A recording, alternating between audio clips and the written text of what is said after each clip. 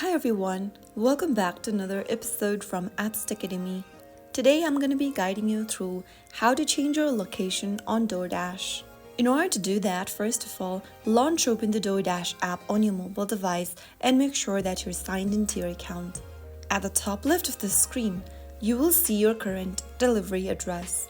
Tap on it, and then to use a new location, you can tap the search box at the top and type down the name of the address. After you do that, go ahead and select the location from your search results.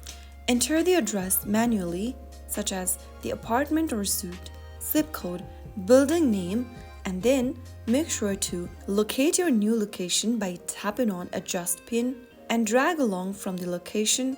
Select your exact address spot by dropping the pin. Now click on Save.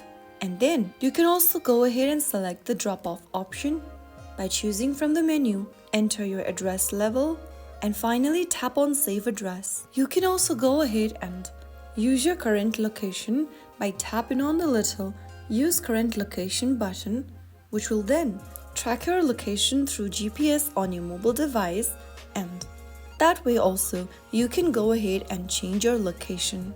So that was how you can easily change your location on DoorDash. If you found the video helpful, don't forget to like, share, and subscribe.